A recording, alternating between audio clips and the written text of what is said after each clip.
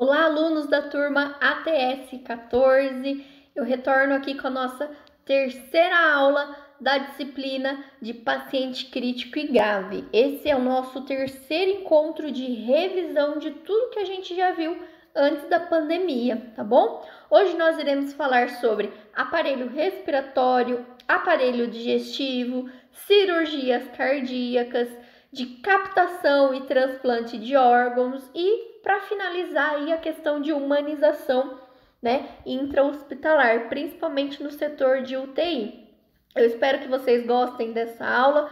Qualquer dúvida pode me deixar uma pergunta aí no portal, mandar e-mail, que a gente vai se falando, tá bom? Lembrando que essa aula, terceira aula de revisão, são os conteúdos que provavelmente vão cair na prova do dia 30, no nosso último dia de aula do mês de setembro, tá bom? A gente vai aguardar aí os próximos cronogramas, né, para ver se em outubro essa disciplina vai dar continuidade ou se iremos aguardar aí as aulas presenciais para finalizarmos essa disciplina de paciente crítico e grave. Vamos lá? Deixa eu minimizar aqui.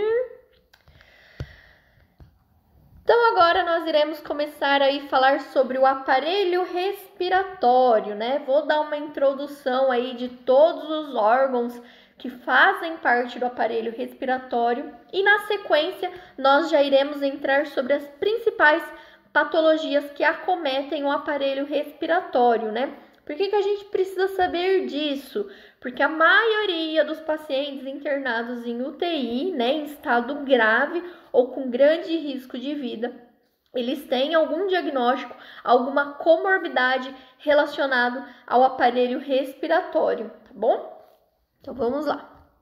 O sistema respiratório é o conjunto dos órgãos responsáveis pela absorção do oxigênio do ar pelo organismo e na eliminação de gás carbônio retido nas células. Então, basicamente, o objetivo principal do sistema respiratório é a inalação de O2 e essa retenção de CO2, tá?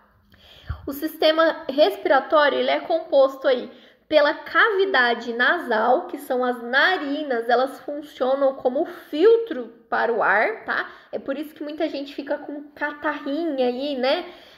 No nariz, justamente porque essas narinas, elas filtram o ar, tentam minimizar que as impurezas entrem aí para a questão pulmonar. A faringe, que é o caminho da passagem de ar, né? Que é bem aqui a faringe. A laringe, né?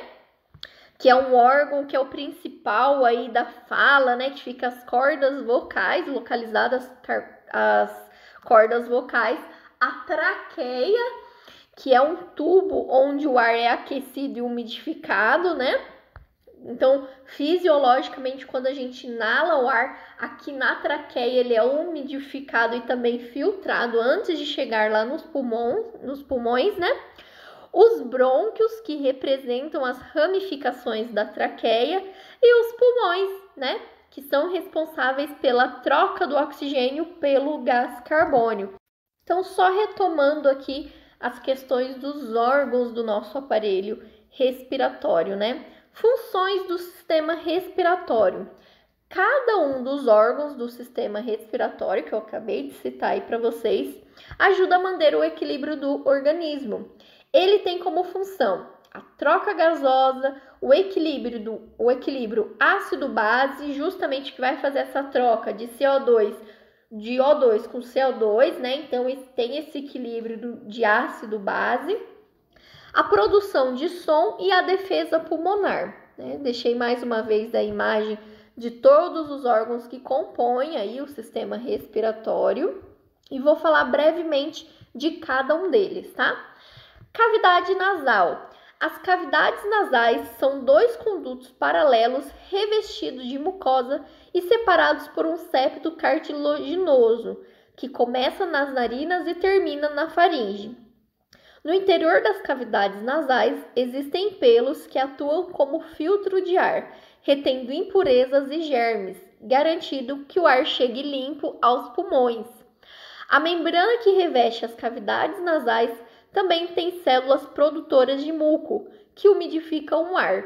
Ela é rica em vasos sanguíneos que aquecem o ar que entra no nariz. A faringe. A faringe é um tubo que serve de passagem tanto para alimentos quanto para o ar. Portanto, faz parte do sistema respiratório e do sistema digestivo. Sua extremidade superior se comunica com as cavidades nasais e com a boca. Na extremidade inferior, se comunica com a laringe e o esôfago. Suas paredes são musculosas e revestidas de mucosa. A laringe. A laringe é o órgão que liga a faringe à traqueia. A parte superior da laringe está a epiglote, a válvula que fecha durante a deglutição. Este é também o principal órgão da fala. Nela estão localizadas as cordas vocais. Traqueia. A traqueia é um tubo situado abaixo da laringe e formado de 15 a 20 anéis cartilaginosos que se mantém aberta.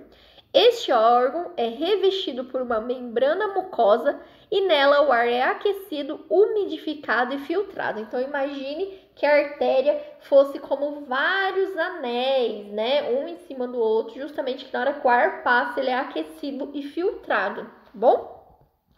Os brônquios, né? Os brônquios são duas ramificações, então a gente tem a artéria e aí a artéria se divide em dois brônquios, né? Que aí esses brônquios são anexados aí nos pulmões e lá no final dos seus bronquíolos nós temos os alvéolos, que justamente faz as trocas gasosas, tá? Os brônquios são duas ramificações da traqueia, formados também por anéis cartilaginosos. Cada brônquio penetra em um dos pulmões e divide-se em diversos ramos menores, que se distribuem em todo o órgão, formando os bronquíolos. Os brônquios se ramificam e dividem-se várias vezes, formando a árvore brônquica. Os pulmões. O sistema respiratório é composto por dois pulmões, órgãos esponjosos situados na caixa torácica. Eles são responsáveis pela troca do oxigênio com gás carbônio, através da respiração. Cada pulmão é envolvido por uma membrana de dupla camada. Internamente, cada pulmão apresenta cerca de 20 milhões de estruturas muito pequenas, em forma de cacho de uva e que se enche de ar, chamados de alvéolos pulmonares. Então, são lá no alvéolo, na hora que ele enche de ar, ele faz essa troca de CO2 e ele faz essa troca de O2, que é inalado, e retém esse O2 para ser expelido, tá? Cada alvéolo recebe ramificações de um bronquíolo. Nos alvéolos realiza-se as trocas gasosas entre o ambiente, denominada hematose. Aí eu deixei bem claro aí essa figurinha, né? Que são aí as questões dos brônquios, o alvéolo realizando a troca de CO2 com O2. Tá? Doenças patológicas do sistema respiratório. Os pulmões podem ser atacados por diversas doenças, as quais podem ser infecciosas ou alérgicas. Dentre elas se destacam o edema agudo de pulmão, o DPOC, o enfisema pulmonar, as pneumonias comunitárias, a insuficiência respiratória aguda e crônica e o NPM e derrame pleural. Então agora a gente vai falar também sobre cada uma delas, tá? Cada uma dessas principais patologias que acometem aí o aparelho respiratório. O edema pulmonar é o acúmulo de fluido nos pulmões, permitindo a eficiência das trocas gasosas, que seria de O2 pelo CO2, podendo resultar em insuficiência respiratória. Então, lá nos alvéolos, né, no momento de fazer essa troca, às vezes fica algum líquido, né, alguma água, algum vestígio nesses alvéolos, aí impede essa troca gasosa, né? O paciente sente muita falta de ar porque entra num quadro de insuficiência respiratória. O edema agudo de pulmão surge de forma abrupta, frequentemente como complicações de uma insuficiência cardíaca congestiva, taquicardia ou taquiarritmia, infarto agudo do miocárdio extenso com comprometimento grave da função ventricular esquerda ou estágios terminais de neoplasia. O edema agudo pulmonar também pode ser causado por inalação de muita fumaça, drogas ilegais como cocaína e heroína, alguns quimioterápicos, altas atitudes, pneumonia, síndrome da angústia respiratória do adulto, afogamento, insuficiência renal, estreitamento das artérias que levam sangue para os rins e ferimento grave. Os principais sinais e sintomas aí, né? O principal sintoma do edema pulmonar, obviamente, é a dificuldade de respirar, causando incapacidade do paciente de permanecer deitado, mas também pode incluir a tosse com sangue, porque tem secreção, né? Suor excessivo, muita ansiedade, vertigem, palidez, inchaço nas pernas, porque normalmente esse paciente retém muito líquido, né? Dedos e lábios azulados, justamente que são as cianoses de extremidade, não tem essa troca gasosa, né? Então o paciente aí retém muito CO2, né? E pressão arterial elevada. O tratamento tem 3 objetivos. Em primeiro lugar, melhorar a função respiratória, que é o mais urgente. Em segundo, tratar a causa subjacente, que no caso do pneumococcus pode ser feita por antibióticos. E em terceiro, evitar maiores danos ao pulmão. Então, muitas vezes, se o paciente está em grave, né, um edema agudo de pulmão muito grave, é instalada uma ventilação mecânica não invasiva. Caso não resolva, o paciente pode ser até entubado em alguns casos, tá bom?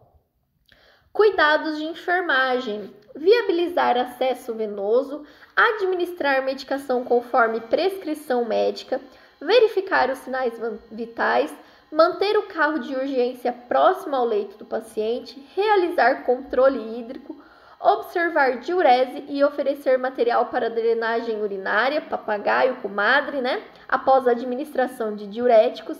Dieta, oferecer na restrição de sal e restrição hídrica, administração de oxigênio úmido, né?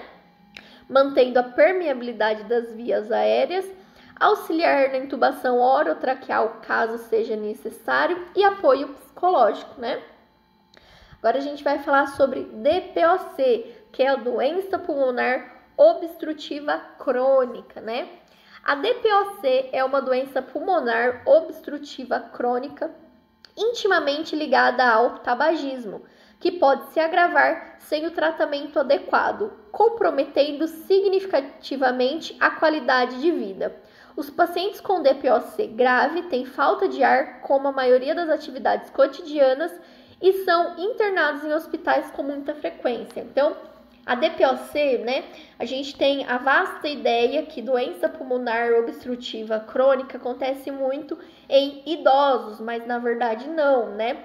É aí na meia-idade, de 30 a 45 anos, o paciente já pode apresentar sintomas de DPOC. Então, tabagista, né, que fumam aí por 15, 20 anos, né, tem muita inalação de fumaça, né, eles vão aí surgindo com sintomas de DPOC, tá? A DPOC, ela é crônica, ela não pode ser revertida. Diferente da asma, né, que eu vou falar um pouco mais aí nessa aula, a asma, o paciente pode ter uma crise asmática. Então, ao ser realizada uma medicação, um beta-bloqueador, né, um corticoide, essa asma pode ser amenizada. Já o DPOC, ele é crônico, tá? O paciente sempre vai sentir falta de ar nos mínimos esforços, tá bom?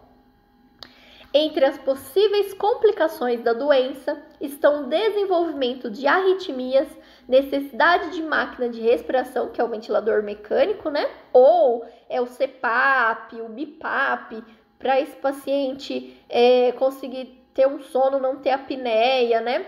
Alguns pacientes, eles têm que usar catéter de O2 contínuo, tá?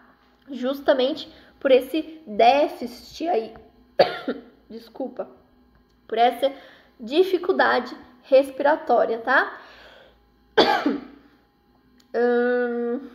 E oxigenoterapia, insuficiência cardíaca, pneumonia, pneumotórax, perda de peso ou desnutrição grave e esteroporose. A DPOC refere-se a um grupo de doenças pulmonares que bloqueiam o fluxo de ar, tornando a respiração difícil. É uma doença lenta que frequentemente se inicia com a discreta falta de ar associada a esforços físicos, como subir escadas, andar depressa ou praticar atividades esportivas. No entanto, com o passar do tempo, a falta de ar, dispneia, se torna mais intensa e surge depois de esforços cada vez menores. Existem duas formas principais de doença pulmonar obstrutiva crônica. A maioria das pessoas com DPOC tem uma combinação dessas condições, que pode ser uma DPOC por bronquite crônica, né, que envolve tosse prolongada com bastante secreção, com bastante muco, ou enfisema, que envolve a destruição dos pulmões ao longo do tempo, né, que vai obstruindo aí os bronquíolos, os alvéolos, né, então vai causando a destruição da capacidade pulmonar. O enfisema, parte do quadro de DPOC, provoca destruição das paredes frágeis e fibras elásticas dos alvéolos. Isso ocasiona um pequeno colapso das vias aéreas quando você expira, prejudicando o fluxo de ar para fora de seus pulmões. Já a bronquite crônica deixa os brônquios inflamados e por isso eles passam a produzir mais muco, mais secreção. É por isso que a tosse, né, tem muita secreção. Isso pode bloquear as ramificações mais estreitas, causando a dificuldade na respiração. Além disso, seu organismo desenvolve a tosse crônica na tentativa de limpar suas vias aéreas. Vocês podem perceber, né? Paciente que tem DPOC ou que ainda não foi diagnosticado, eles têm muita tosse, né? Sejam elas secretiva ou não. Então, todo momento esse paciente está tossindo, tá?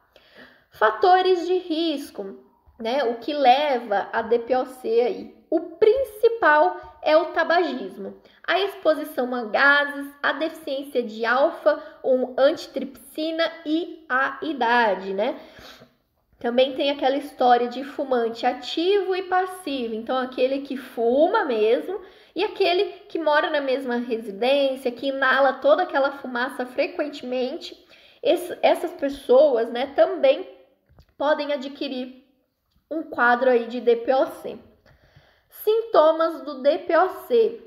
Durante as fases iniciais, o comprometimento da função pulmonar pode ser assintomática, dificultando o seu diagnóstico.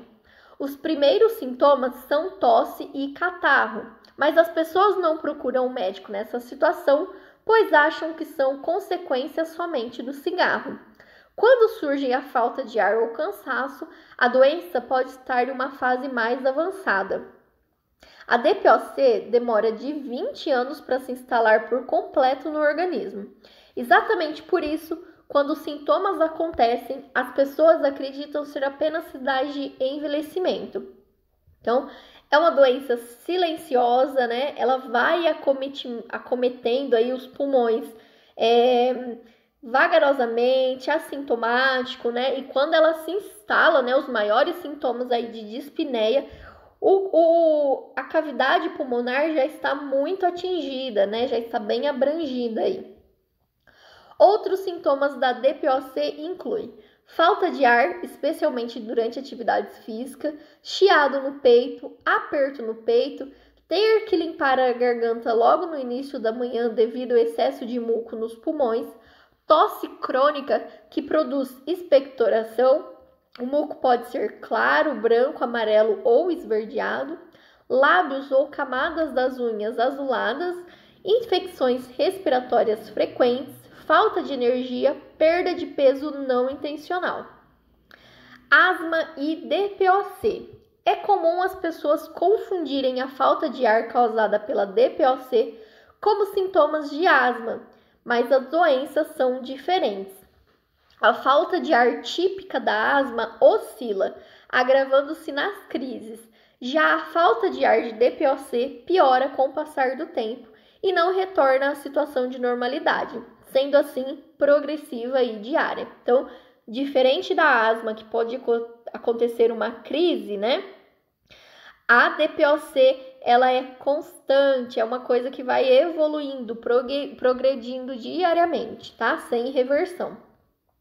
A DPOC, por sua vez, tem uma principal causa, o cigarro.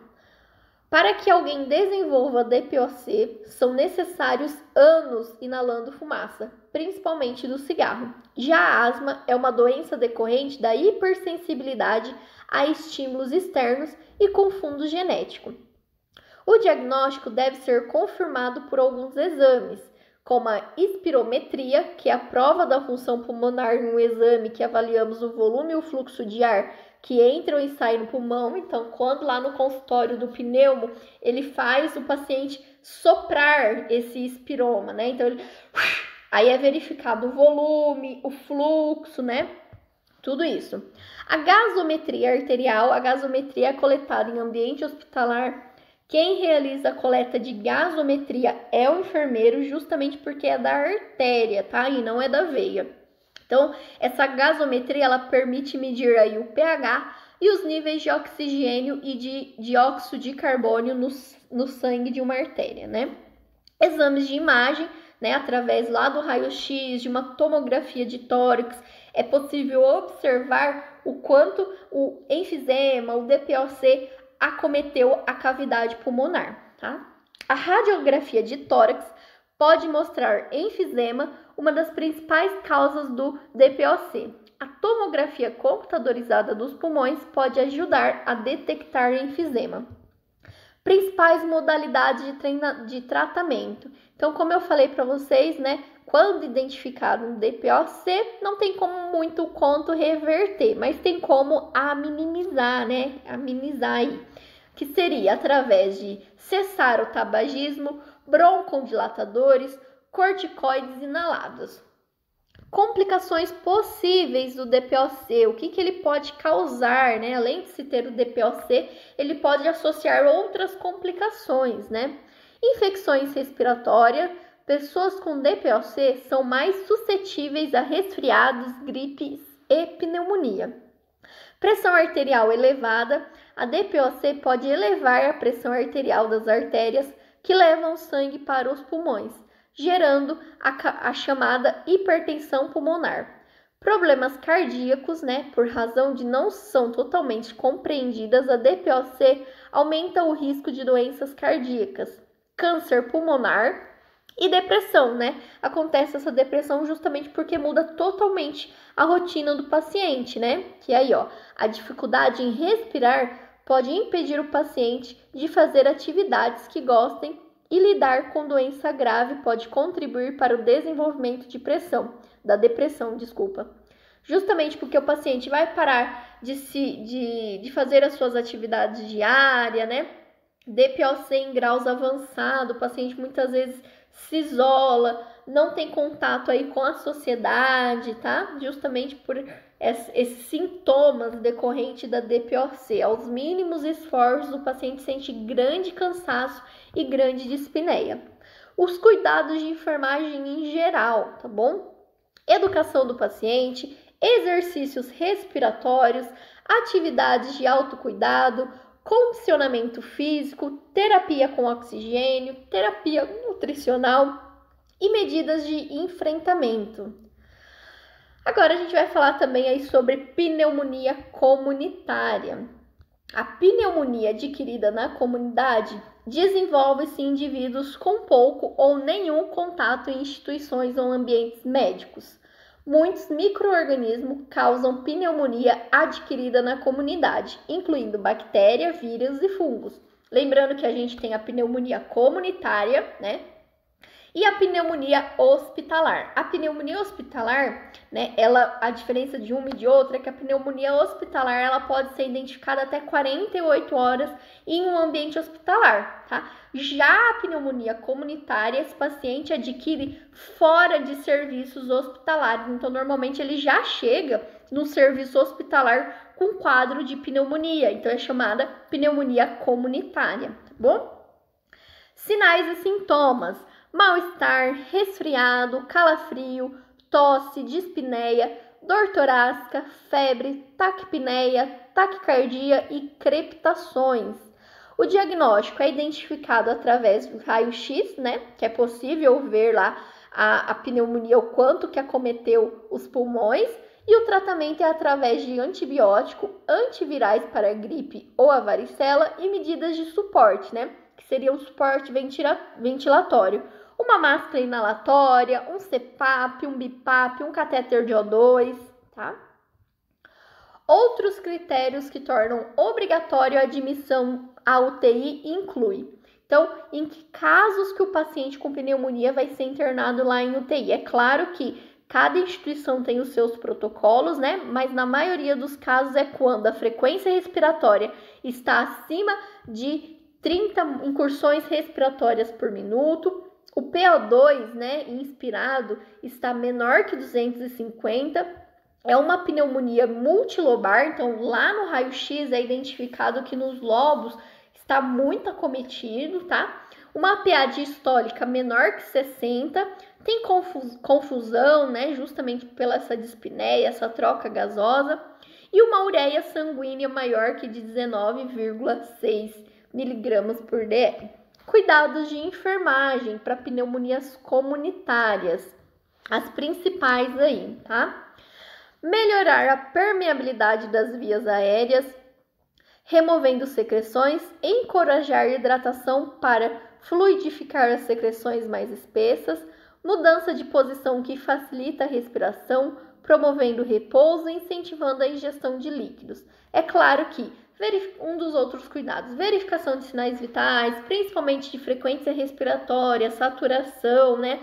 Observar desconforto respiratório do paciente, né? Enfim. Insuficiência respiratória. A insuficiência respiratória é uma síndrome na qual os pulmões apresentam dificuldade para fazer a troca gasosa normal, mas conseguindo oxigenar adequadamente o sangue ou não, sendo capaz de eliminar o dióxido de carbono ou ambos. Existem dois tipos principais de insuficiência respiratória. A insuficiência respiratória aguda, que surge do nada, né, repentinamente, devido à obstrução das vias respiratórias, acidente de trânsito, abuso de álcool, AVC, e insuficiência respiratória crônica, que surge ao longo do tempo devido a outras doenças como a DPOC, impedindo a realização de atividades diárias, como subir escada, sem sentir falta de ar. Os principais sintomas da insuficiência respiratória é a sensação de falta de ar, pele, lábios e unhas de coloração azulada, justamente pela essa falta de O2, né? Respiração rápida, confusão mental, cansaço excessivo e sonolência, batimentos cardíacos irregulares e sintomas que podem surgir lentamente, no caso da insuficiência respiratória crônica, ou aparece de forma intensa de um momento para o outro, no caso de trate de uma situação aguda. O diagnóstico, né? Como é diagnosticado insuficiência respiratória? Na maior parte dos casos, esse diagnóstico pode ser feito apenas com a avaliação dos sintomas e do histórico clínico da pessoa, mas também pode ser usado exame de sangue para avaliar as quantidades de oxigênio e dióxido de carbono. Esse exame em específico se chama gasometria. Como eu falei para vocês, quem realiza a coleta de gasometria é o enfermeiro. Quando não existe uma causa aparente para o surgimento da insuficiência, o médico pode ainda pedir um raio-x de tórax para identificar se existe algum problema pulmonar que possa estar causando a alteração. Outras causas aí: distrofia muscular ou outras alterações que afetam os nervos dos músculos respiratórios. Uso de droga, especialmente no caso de overdose, doenças pulmonares como DPOC, pneumonia ou embolia, inalação de fumaça ou outros agentes irritantes. Além disso, alguns problemas cardíacos, como insuficiência cardíaca, também pode ter como sequela a insuficiência respiratória, justamente por causa desse desconforto respiratório, tá? O tratamento, ele pode ser por broncodilatadores ou oxigênio por máscara, por catéter, enfim. Os cuidados de enfermagem. Cuidados gerais relacionados à doença respiratória, né? Elevação de decúbito, né? Propor oxigenoterapia se necessário, enfim. Observar continuamente o padrão respiratório, desenvolver assistência adequada em caso de parada respiratória, né, que é o suporte avançado de vida, monitorar continuamente a oximetria, cuidados de oxigenoterapia e manter medicação de urgência preparada. Empiema pleural. O empiema pleural, também conhecido como pleurite purulenta, corresponde ao acúmulo de pus na cavidade pleural. Na maioria dos empiemas pleurais, surgem a partir de uma infecção do pulmão, que é a pneumonia, frequentemente associado com derrames parapneumóticos. Os sintomas são tosse com bastante secreção, tá? Dor torácica, sudorese e dispneia. O empiema pleural, ele pode ser diagnosticado aí por radiografia, exames laboratoriais e até a realização de uma toraxentese. A toraxentese nada mais é do que um dreno, né, lá na pleura, justamente para drenar essa secreção, né, essa secreção purulenta que é causado pelo empiema pleural. Então, fica um dreno lá na pleura e é liberada essa secreção, tá bom? O tratamento, ele pode ser aí por antibióticos injetáveis. Quando indicada a toraxentese, deve observar técnica asséptica e segura em local apropriado, preferencialmente em bloco cirúrgico. Quem realiza a toraxentese é o médico, mas os cuidados com dreno, né, anotação de secreção, isso tudo é respaldo da enfermagem, tá? Em casos graves, parte do pulmão precisa ser ressecada. Cuidados de enfermagem para o empiema pleural. Controlar a dor corretamente, monitorar o dreno de tórax, verificar a quantidade de líquido que drenou e a sua cor, registrar os valores obtidos no dreno de tórax e deixar o paciente em repouso na cama ajustada a 45 graus. Agora nós iremos falar sobre o aparelho digestivo. Também vou citar para vocês aí quais os órgãos, né, que fazem parte desse aparelho digestivo e as principais comorbidades, né, prognóstico, né, de alguns pacientes que estão internados em situação de pacientes graves ou de alto risco, né, que possuem algum acometimento do aparelho digestivo, tá? O aparelho digestivo ou sistema digestivo é o sistema responsável por obter dos alimentos ingeridos os nutrientes necessários às diferentes funções do organismo, como crescimento, energia para reprodução e locomoção. Então, o aparelho digestivo, né, é toda aquela questão de deglutição alimentar, absorção dos nutrientes, eliminação, né, do bolo fecal, enfim. É composto por um conjunto de órgãos que tem por função a realização da digestão. A sua extensão, desde a boca até o ânus, mede 6 a 9 metros em um ser humano adulto. As divisões aí então, né? O tubo digestivo é composto por trato gastrointestinal superior, né? Que vai entrar a questão de faringe, esôfago, estômago. O trato gastrointestinal inferior, que vai entrar as questões de intestino delgado, né? Enfim, e glândulas acessórias. Vamos falar de cada um deles resumidamente, tá? Trato gastrointestinal superior. O trato gastrointestinal superior é composto pela boca, pela faringe, pelo esôfago e pelo estômago, né? Então é a primeira entrada dos alimentos, né, que vai acabar lá no estômago. Trato gastrointestinal inferior é composto por 4 órgãos: o intestino delgado, o intestino grosso, o reto e o ânus. Normalmente, a maioria dos medicamentos, dos alimentos, é absorvido ali no intestino delgado ou no intestino grosso, tá? Glândulas acessórias ao tubo digestivo estão associadas glândulas que produzem suco digestivo ricos em enzima e outras substâncias que ajudam a dissolver os alimentos. As glândulas, órgãos ou estruturas anexas são glândulas salivares, glândulas gástricas na parte interna do estômago, glândulas intestinais na parte interna do intestino delgado, pâncreas e fígado.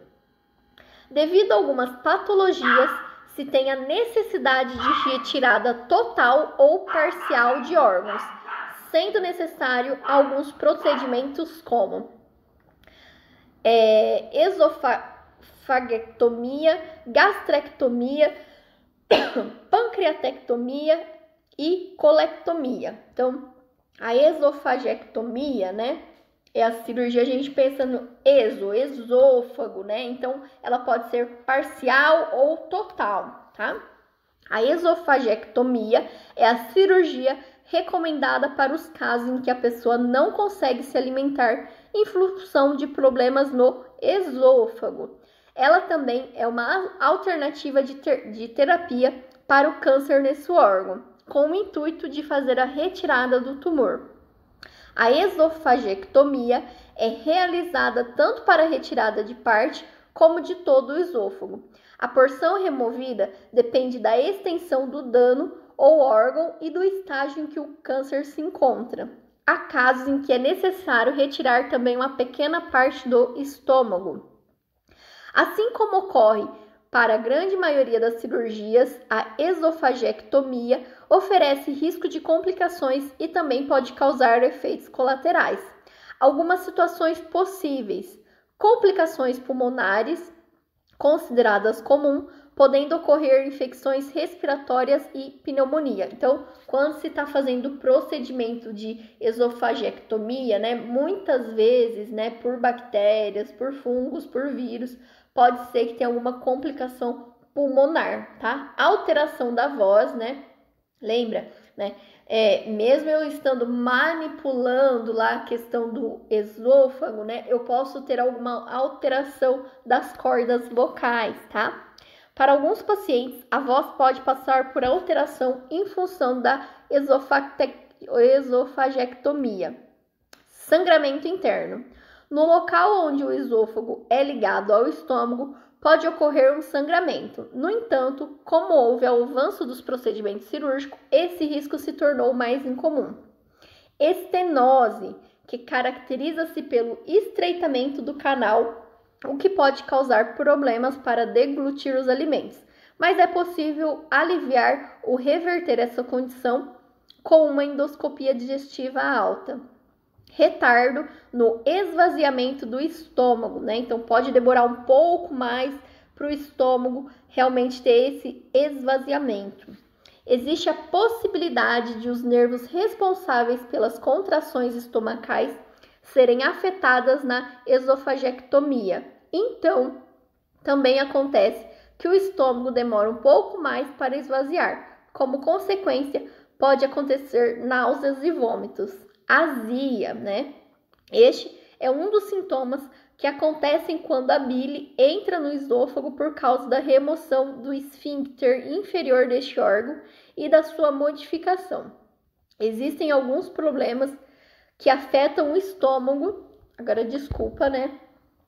Só voltando um pouquinho. Agora nós iremos falar sobre a gastrectomia, né? Quando a gente fala específico do estômago, tá? Ela pode também ter a sua retirada parcial ou total, tá? Existem alguns problemas que afetam o estômago, que precisam ser tratados por meio de cirurgias. Uma delas é a gastrectomia, procedimento que consiste na retirada de parte ou da totalidade do estômago. Os tipos aí de gastrectomia são os seguintes: gastrectomia subtotal ou parcial. Neste procedimento, apenas uma parte do estômago é removido, sendo a inferior. Então, o estômago, assim, né? Ele normalmente é aquela parte inferior. Normalmente fica como se fosse um tubo estômago, tá? Gastrectomia vertical, também chamada de gastrectomia vertical ou em manga, é um tipo de cirurgia bariátrica feita geralmente por videolaparoscopia para retirar parte do estômago, mantendo o formato vertical como se fosse um tubo ou manga de camisa. Esofagostectomia. Nesta cirurgia é removida apenas a parte superior do estômago, juntamente com uma porção do esôfago. E gastrectomia total. Nessa técnica, todo o estômago é removido. Muitas vezes, o esôfago ele é ligado direto ali com o intestino delgado, tá? Quando se tem aí a gastrectomia total. Nos casos da gastrectomia total, o paciente continua tendo um aparelho digestivo, porque o esôfago é ligado ao intestino delgado, sendo que essa porção ficará responsável para armazenar os alimentos que serão destinados à digestão. Indicação de gastrectomia: remover parte do estômago ou sua totalidade, embora pareça uma medida drástica, é uma excelente opção para tratamento para diversos problemas. Outros casos em que essa técnica também é aplicada são em obesidade mórbida, úlceras peptíticas e tumores. Alimentação por sonda, né? Então, quando é realizado essa cirurgia, o paciente ele não pode ingerir alimentos sólidos. Então, normalmente ele fica aí por 2, 3, 4 dias com uma sonda nasointeral, justamente para fornecer os nutrientes de uma dieta enteral, bom? Até que a ligação entre o estômago e o intestino cicatrize bem, o paciente precisa evitar a alimentação pela boca. Isso quer dizer que a dieta será feita através de uma sonda nasal.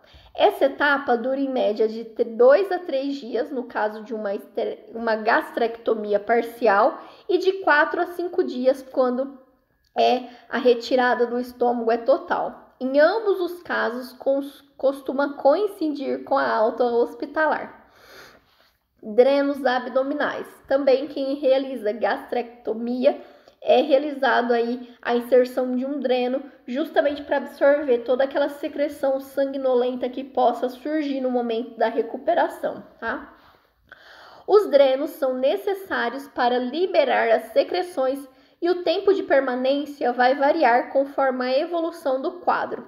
Quando tudo transcorrer bem, o paciente vai para casa sem eles, entre o 4º e o 6º dia após a recuperação.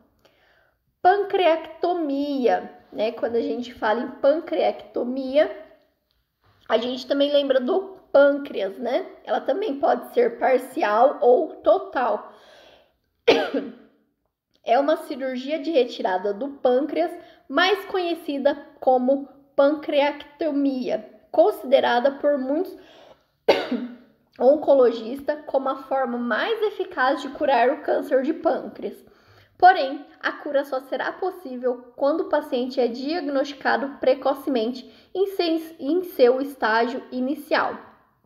Existem alguns tipos principais de pancreectomia, entre eles: pancreectomia total, é a pancreatomia tô com uma tosse. A pancreectomia total é a cirurgia realizada pela remoção do pâncreas inteiro. Neste caso, quando o pâncreas é completamente removido, os pacientes ficam sem qualquer célula que produza insulina. Por conta disso, muitos desenvolvem diabetes, o que pode ser mais difícil de controlar, pois o organismo já não consegue combater os altos níveis de açúcar no sangue. Pancreectomia distal.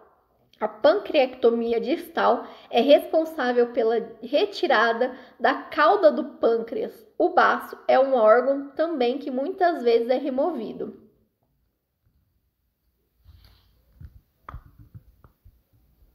Então, só retornando aqui a nossa aula, agora nós iremos falar de colectomia, que é um procedimento cirúrgico para remover a totalidade ou parte de seu cólon.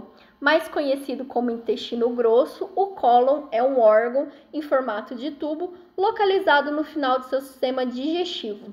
A colectomia pode ser necessária para tratar ou prevenir doenças e condições que afetam o cólon. Os tipos, né? Como eu citei anteriormente, ela pode ser total ou parcial, mas existem alguns tipos específicos de colectomia, né? A colectomia total, que envolve a remoção de todo o cólon, a colectomia parcial, que envolve a remoção de parte do cólon, também pode ser chamado de colectomia subtotal. Hemicolectomia, que envolve a remoção da parte direita ou esquerda do cólon, a protocolectomia, que envolve a remoção tanto do cólon quanto do reto, e a cirurgia de colectomia geralmente requer outros procedimentos para unir as partes de seu sistema digestivo ou permitir que você possa defecar, que isso inclui as bolsas de colostomia, né? Então, existem aí pacientes que têm alguma comorbidade, algum câncer, algum tumor intestinal e é realizada a retirada, essa colectomia total. Muitas vezes o paciente ele fica com uma bolsinha de colostomia, tá bom? A indicação: a colectomia é utilizada para tratar e prevenir doenças e condições que afetam o cólon, tais como sangramento que não pode ser controlado, uma hemorragia grave do colo pode exigir cirurgia para remover a parte afetada, obstrução intestinal, um colo bloqueado é uma situação de emergência que pode exigir colectomia total ou parcial, dependendo da situação. O câncer de colo e a doença de Crohn, que envolve aí as alças intestinais. Uma vez que o cólon foi removido, o cirurgião irá reconectar o seu sistema digestivo, de forma a permitir que o trânsito das fezes no intestino seja reconstruído. As ações podem incluir reunir as partes restantes do cólon, então se for parcial ele consegue unir ainda, né? Ligar o intestino a uma abertura criada em seu abdômen, que seria a utilização de bolsinha de colostomia, ou ligar o intestino delgado ao ânus. Então, dependendo que parte do cólon foi retirado, dá para se ligar o intestino delgado direto lá no ânus, tá? Dependendo aí que parte total ou subtotal que foi retirada aí. Os riscos, né?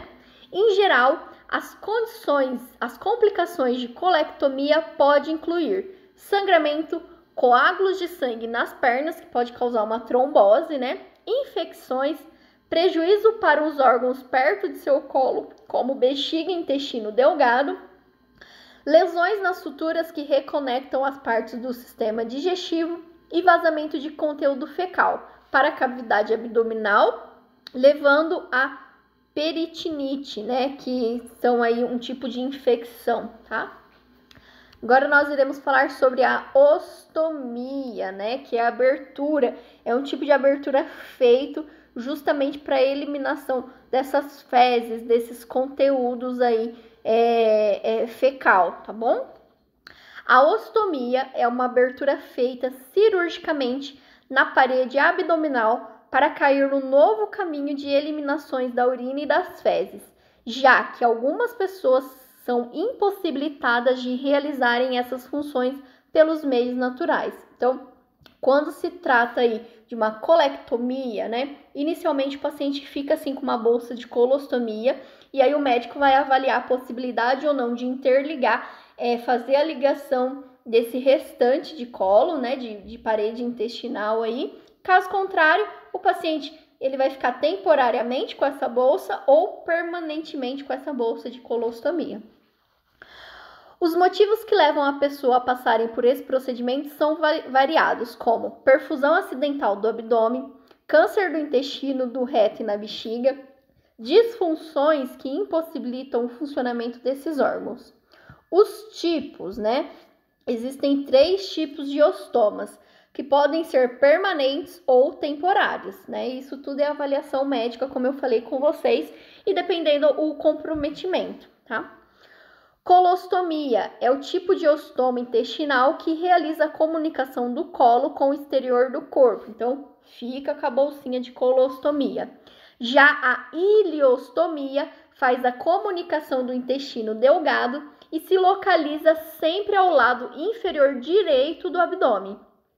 Urostomia é a intervenção cirúrgica que tem como objetivo desviar o curso comum da urina. Então, muitos pacientes têm sonda, né, que a gente vê no abdômen de urostomia, né, que na verdade é ligado direto lá na bexiga, que ao invés de percorrer todo o canal uretral, esse fluxo é desviado com uma urostomia, tá bom? Cuidados e orientações de enfermagem. Cuidados com a pele ao redor do estômago. Então, normalmente fica muito sensível aquele estômago, né? Onde que fica a bolsinha de ostomia lá. Então, a gente tem que ter uma limpeza adequada, né? Tem que observar se tá tendo vermelhidão, se tá tendo pus, né? Justamente porque aquilo deve ser uma ferida limpa, né? Sem secreção, sem hiperemia. Então, nós, quanto enfermagem, precisamos observar isso, tá? A limpeza da pele ao redor do estômago deve ser feita com água e sabonete neutro, sem esfregar com força, nem usar esponja áspera. Os pelos ao redor do estômago devem ser aparados com tesoura. Não utilize substâncias agressivas à pele, como álcool, benzina, colônias, tintura de beijoim, mercúrio, pomada e creme. Estes produtos podem ressecar a pele, ferindo e causando reações alérgicas. Quando apresentar assadura ao redor do estômago ou na pele, devido ao extravasamento de fezes, pode-se utilizar uma pomada à base de óxido de zinco, observando para não interferir na área de colagem da bolsa. Então, as fezes, elas são, quando líquidas, elas são muito ácidas, né? Então, muitas vezes, essas fezes elas podem causar assaduras, tá? Pode sim passar uma pomadinha lá, de acordo com a orientação do enfermeiro, do médico. Só que tem que tomar cuidado, né? Porque a bolsa, ela tem uma placa, né, bem redonda e ao redor ela tem como se fosse uma colinha, né? Então, caso tenha essa assadura, tem que ser bem ao redor da ostomia, tá? E não ao redor da base que é pregado a bolsa, né? Que senão ela vai ficar descolando e vai ter vazamento de fezes, tá? Alimentação. Ao experimentar um alimento novo, façam em pequena quantidade. Procure descobrir como seu organismo reage a cada tipo de alimento. Então, é importante, né? Seja aí num atendimento domiciliar ou até mesmo numa UTI, orientar esse paciente que ele deve comer as coisas aos poucos, porque agora mudou, né? Então, não tem todo aquele processo de absorção lá do intestino, né? Às vezes, alguma coisa diferente que ele come, que antes era rotineiro, pode causar mais diarreia ainda nele, tá? Orientações gerais. O paciente deve manter sempre um conjunto de placa e bolsa reserva. Orientá-lo para levar junto com o material de higiene quando sair. Agora nós vamos falar específico das cirurgias cardíacas, né? Essa aula era uma aula separada, né? Que já emendava aí com a questão de cirurgia cardíaca e de captação e transplante de órgãos.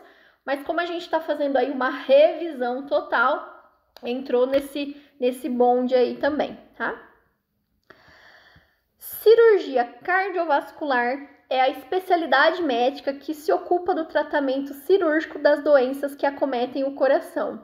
Dentre as cirurgias mais realizadas está a revascularização miocárdica, onde o cirurgião tenta refazer a circulação de um território do músculo cardíaco que está sendo mal perfundido devido à obstrução coronariana. Então, quando não se resolve com stent, com angioplastia, normalmente é realizada uma revascularização do miocárdio, né? Essa revascularização pode ser pela ponte safena ou pela veia mamária e é uma reconstrução, né? É anexada essas veias, né? Essa ponte safena lá onde tem o fluxo sanguíneo até a área onde foi atingida. Então, é uma conexão que se fica lá no coração, tá bom? Em muitas cirurgias cardíacas, há necessidade de parada total do coração. Então, quando vai se realizar uma cirurgia cardíaca, né, o coração tá lá batendo, né, e não tem como o médico fazer todo o procedimento com o coração batendo. Então, normalmente, é entrado aí uma máquina chamada que faz o papel de circulação extracorpórea, né? Então, o médico interrompe o fluxo de bombeamento, conecta essa máquina, né, nas artérias lá para fazer a mesma função do coração. Aí o coração vai parar de bombear e a máquina vai começar a fazer o bombeamento sanguíneo, né, que o coração realiza. Então, o coração paradinho lá, o médico faz todo o procedimento e a máquina extracorpórea, que a gente costuma chamar, ela vai fazer todo esse procedimento de bombeamento que seria a função do coração, tá bom? Neste momento, estabelece a circulação extracorpórea e todo o movimento sanguíneo, bem como a oxigenação do mesmo, se dá por aparelhos. A circulação extracorpórea consiste na substituição temporária das funções de órgãos vitais de um paciente, como coração e pulmão, quando eles estão inoperantes durante uma complexa cirurgia cardíaca. Ela é utilizada em mais de 80% das cirurgias cardíacas, podendo também ser empregada em cirurgia intracardíacas, transplantes ou quimioterapias isoladas do membro. O perfusionista é o membro da equipe habilitado para operar a máquina de circulação extracorpórea e demais acessórios, sendo responsável pela manutenção das funções cardiorrespiratórias do paciente durante o procedimento, além do seu equilíbrio bioquímico, hematológico e hidroeletrolítico. Esse profissional deve reunir qualidades como agilidade, atenção, compromisso, consciência, ética, precisão, responsabilidade e principalmente interdisciplinaridade. Então, é um profissional, normalmente é um médico, né, perfusionista. Ele fica de frente com essa máquina e observa tudo, sinais vitais do paciente, oxigenação, batimentos cardíacos, né, que seria da máquina, enfim, ele tem toda uma visão geral e tem que trabalhar interdisciplinarmente, né? Se ele está percebendo qualquer alteração, ele deve comunicar ao médico, o cardiologista que está fazendo a cirurgia. As cirurgias mais comuns cardiológicas, então, a revascularização, que eu falei para vocês sobre a ponte safena e as veias mamárias, né? E a troca valvar, que ela pode ser de válvula biológica ou válvula mecânica. Eu vou explicar resumidamente cada uma delas, tá? Também conhecida como a revascularização agora. Também conhecida como ponte safena, a cirurgia de revascularização do miocárdio é um procedimento por meio do qual o cirurgião utiliza um segmento de artéria ou veia para desviar sangue da aorta para as artérias coronarianas. Como que funciona? Após a realização do cateterismo cardíaco e a visualização da extensão da doença coronariana, ocorre discussão médica entre o cardiologista clínico, hemodinamicista e cirurgião cardiovascular, para definir qual a melhor forma de tratamento para então apresentar ao paciente quais as opções possíveis. Então, se lá, no momento do cateterismo, da angioplastia, eles observam que é uma área muito extensa, né? Atingida de um infarto, alguma cardiopatia, eles optam pela revascularização, né? Então, não se interrompe aquele fluxo, porque a área é muito grande, mas sim é conectada, né? Digamos assim, anexada uma veia, uma ponte safena até essa aorta coronariana, tá? A cirurgia de revascularização do miocárdio cria um novo percurso para o fluxo sanguíneo. Frequentemente, o bloqueio da artéria ocorre nos primeiros 2 centímetros dos ramos maiores que sustentam o coração. Os menores ramos usualmente não estão comprometidos até uma idade mais avançada.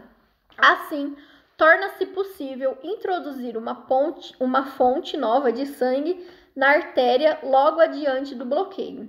O fluxo sanguíneo vai percorrer um caminho alternativo até atingir o tecido muscular cardíaco ali onde é requerido.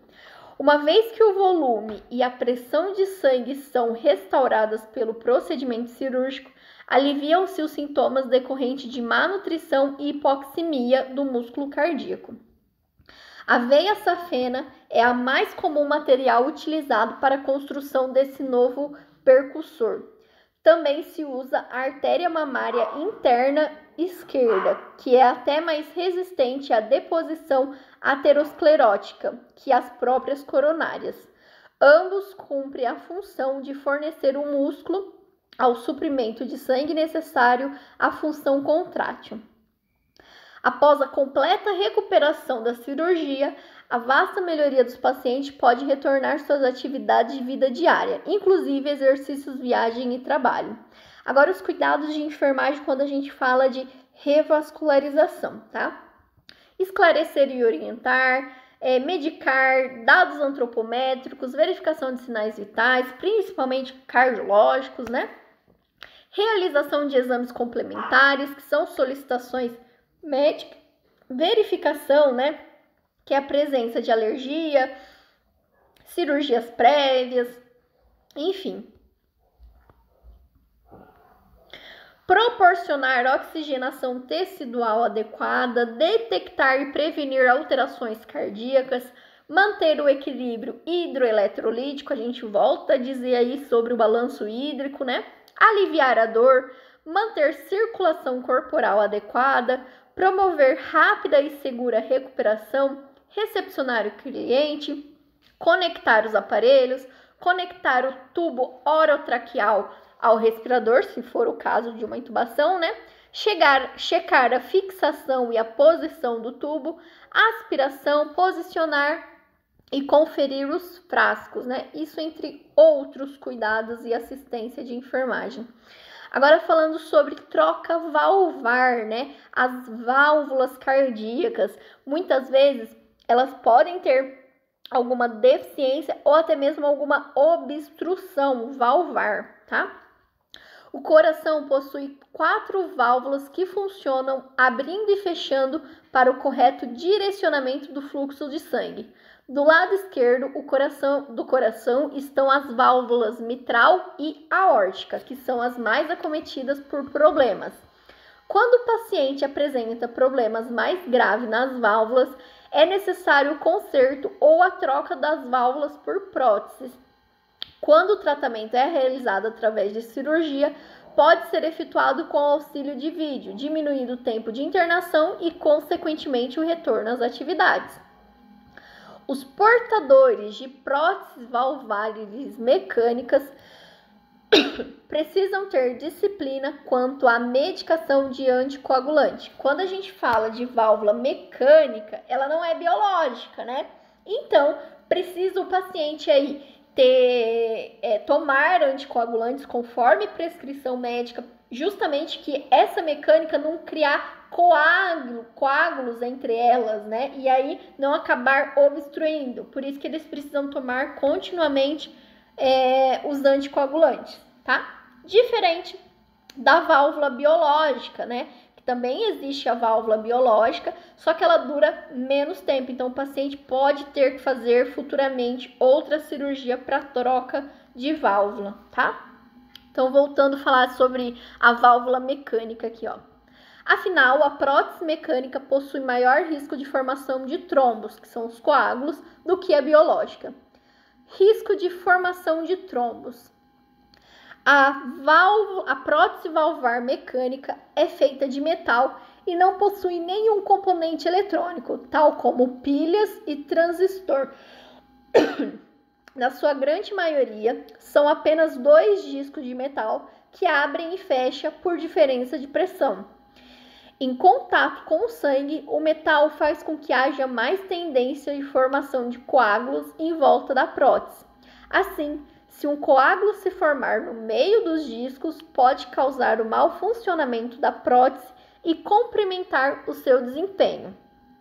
A formação de coágulo é um risco relacionado à prótese mecânica. Por isso, sempre temos associação entre válvula mecânica e anticoagulante. O que é prótese biológica, né? A diferença das duas aí eu também deixei bem claro, tá? Então, prótese biológica é uma prótese de origem biológica. Heterológica, que é não humana, né? De origem porcina, do porco, ou bovina, que é do boi. Tratados em substâncias deixadas sem células vivas e, portanto, não causam rejeição. Já a prótese mecânica é conhecida também como prótese metálica.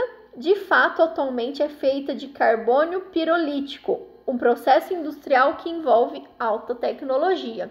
Agora, as vantagens e desvantagens da prótese biológica. A vantagem: não precisa tomar remédio chamado anticoagulante. Desvantagem: descarta-se ao longo do tempo e, portanto, tem que ser trocada após alguns anos. Agora, vantagem e desvantagem de prótese mecânica. A vantagem: normalmente não desgasta-se ao longo do tempo e, portanto, pode não precisar ser trocada. A principal desvantagem: precisa tomar um remédio chamado anticoagulante para sempre. Faz um barulhinho tipo relógio, contraindicado em portadores de coagulopatia, aneurisma cerebral, gastrite crônica ou tendência à hemorragia, né? Porque o anticoagulante, ele afina o sangue. Então, pacientes que têm tendências à hemorragia, né, a alguma coagulopatia, eles não podem tomar anticoagulante justamente porque agrava esses casos, tá? Cuidados de enfermagem aí para troca valvar, seja ela biológica ou mecânica. Verificar os sinais vitais, administrar medicação prescrita, curativo de ferida operatória, ajudar na mudança de decúbito, orientar quanto ao procedimento cirúrgico, deambulação, elevação de membros inferiores, supervisionar preparo intestinal e vesical, alimentação e dispneia. Retirada de pontos de incisão cirúrgica e orientar o autocuidado e limpeza da ferida operatória.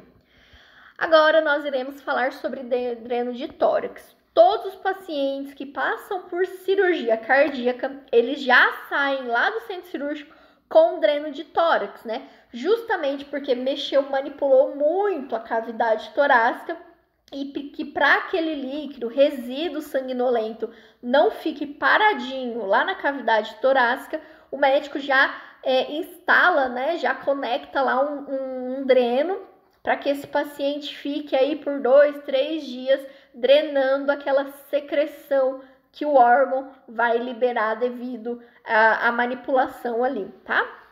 Dreno de tórax.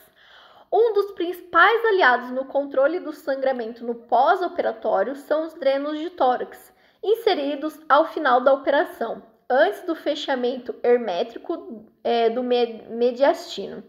Então, antes de fechar toda a cavidade torácica, é instalado lá um dreno de tórax, tá? É por meio deles que possíveis sangramentos e outros derrames cavitários torácicos secundários ou ato cirúrgico podem ser eliminados, evitando-se complicações pós-operatórias como pneumotórax, hemotórax e principalmente o temido tamponamento cardíaco. Principais cuidados com os drenos de tórax e o monitoramento de sangramento do pós-operatório de cirurgia cardíaca. Documentar padrão de drenagem, né? O quanto que drenou, a coloração, a frequência, o aspecto dessa secreção. Checar o funcionamento dos drenos. A gente precisa ver se o dreno está drenando. Às vezes ele está clampado e ninguém viu, né? O risco de um dreno estar clampado é que todo aquele circuito ele vai coagular. Então, tem o risco de tamponamento cardíaco, ou seja, fica tudo coagulado lá. Por isso que a gente tem que observar se aquele dreno está funcionante, tá? E curativos diário. O dreno de tórax, ele tem um sistema coletor de drenagem, né? Normalmente, lá no dreno se coloca água destilada, né? Ou uma solução fisiológica específica, justamente porque na hora que a secreção sair, não tem a entrada de ar. Se esse dreno não tivesse nenhuma solução dentro, provavelmente ia ter uma entrada de ar e até causar um pneumotórax no nosso paciente, né? Pneumotórax, ar lá no tórax do paciente. Então, se utiliza aí essa solução, que normalmente são águas destiladas, esterilizadas, né? Para que a secreção caia dentro do suporte do dreno e que ela fique lá, que não retorne e nem entre ar através desse circuito aí, tá? O sistema coletor de drenagem pleural ou mediastinal é um equipamento médico hospitalar usado nas cirurgias torácicas e ou cirurgias cardíacas e denomina-se a evacuação do conteúdo líquido e ou gasoso da cavidade torácica. Componentes, né? Então tem o frasco coletor, a etiqueta volumétrica, né, graduada. Então lá no frasco tem uma etiqueta, né, que você quando vai trocar esse frasco, você tem que riscar em que posição está essa água destilada, né? Justamente para que depois de um plantão de 12 horas, por exemplo, o próximo colega que for assumir esse paciente observar que quando iniciou num determinado ponto, e aí teve a secreção foi de 10, 100 ml, né, de secreção, tá? Tampa, alça de transporte, tubo de drenagem, conector, tubo selo da água, presilha, que é o clamp, né? Respirador de saída de gases. Os sistemas coletores de drenagem pleural ou mediastinal utilizam o princípio da sifonagem subaquática, que funciona como válvula unidirecional. Então, do mesmo jeito que aquela unidirecional, única direção, do mesmo jeito que essa secreção ela cai lá dentro do dreno, ela vai permanecer lá, ela não vai retornar, tá? Também denominada drenagem pleural fechada ou drenagem em selo d'água.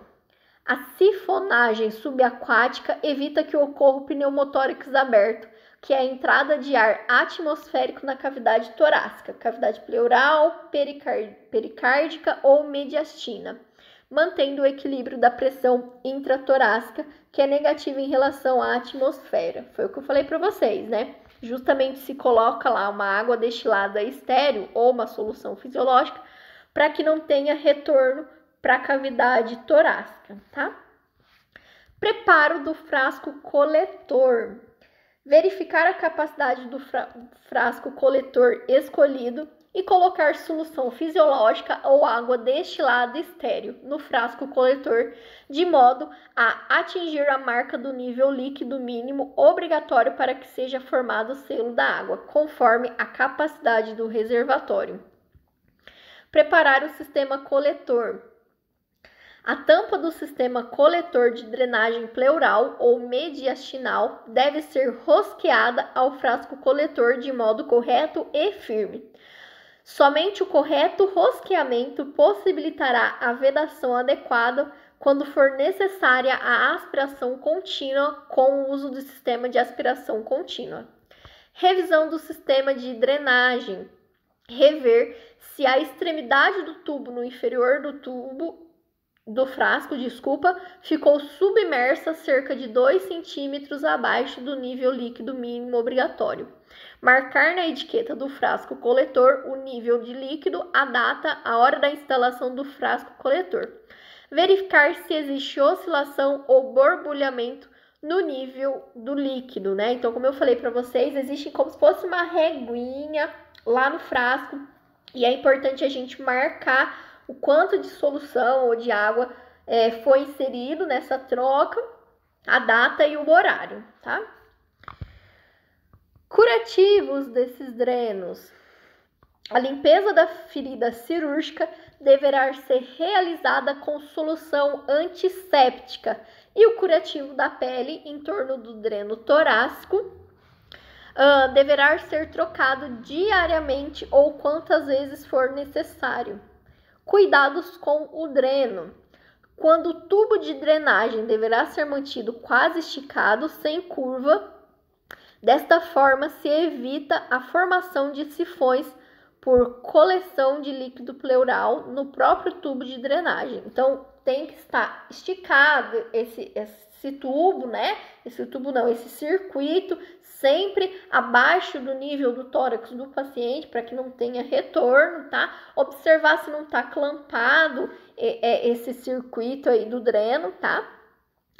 Para evitar o refluxo de líquido do frasco coletor para a cavidade torácica, não se deve elevar o frasco coletor acima do nível da cintura do paciente. O pinçamento, campleamento prolongado do tubo de drenagem com a presilha deve ser evitado, principalmente quando houver escape aéreo, o que poderá provocar pneumotórax hipertensivo ou enfisema de subcutâneo. Pelo mesmo motivo, nunca tampe o respiro da tampa do frasco coletor.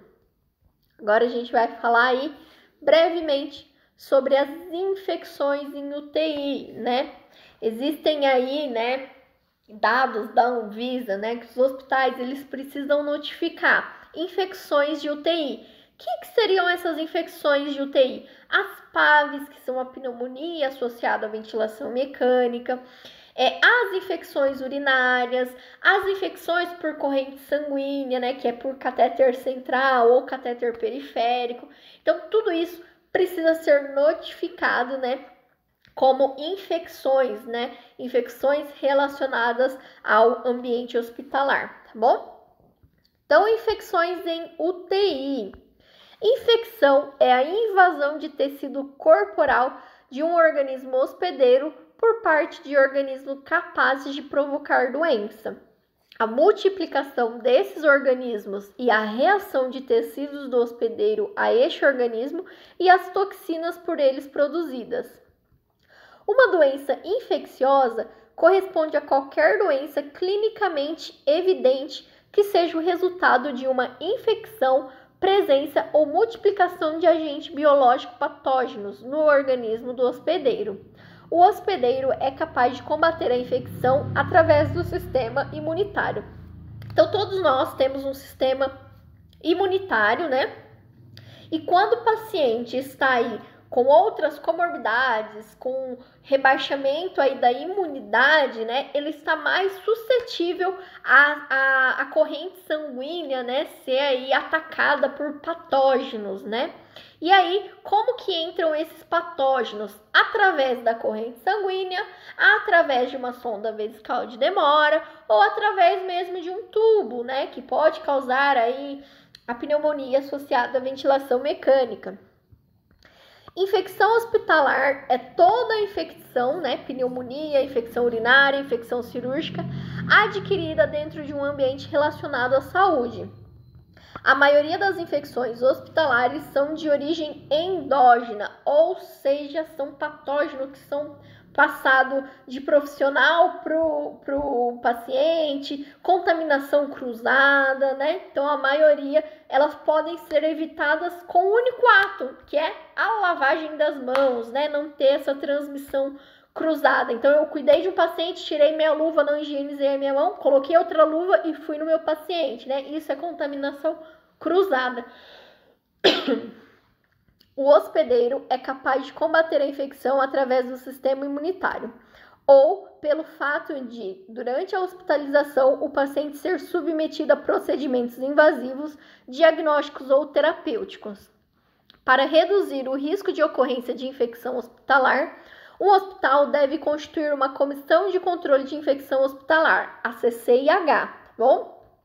Que é responsável por uma série de medidas como o incentivo da correta higienização das mãos dos profissionais de saúde e o controle de uso de antimicrobianos, a fiscalização da limpeza e desinfecção de artigos e superfícies. Resistência bacteriana. A importância da resistência bacteriana aos antibióticos deve-se ao fato das bactérias que constituem a microbiota hospitalar estarem acostumadas a muitos antibióticos, ou melhor, os antibióticos usados no hospital em grande quantidade e diariamente vão matando as bactérias mais sensíveis, deixando que as bactérias que têm mais resistência ao antibiótico usado sem concorrência e livres para se multiplicarem, ocupando o espaço daqueles que morreram. Então, assim, quando a gente fala em resistência bacteriana, né, muitos pacientes, né, vão aí ao pronto-socorro, né, e os médicos vão inserindo aí várias receitas de antibiótico, e aí o que acontece? O organismo do paciente vai ficando resistente àquele antibiótico. Então, quando ele realmente precisa, né, para combater uma infecção hospitalar, né, por exemplo, e é iniciado um antibiótico, mas o organismo dele já está resistente. Então, às vezes tem que fazer associação de um ou mais antibióticos, né? Porque o organismo ele já entendeu que aquilo ele ficou resistente e vai continuar com uma infecção. Por isso que quando o paciente está internado na UTI, ele tem associação de até 2 ou 3 antibióticos aí, tá bom? Principais infecções na UTI, essas são as principais, tá? Pneumonia associada à ventilação mecânica, infecção da corrente sanguínea, que pode ser por catéter venoso central, um catéter periférico, tá?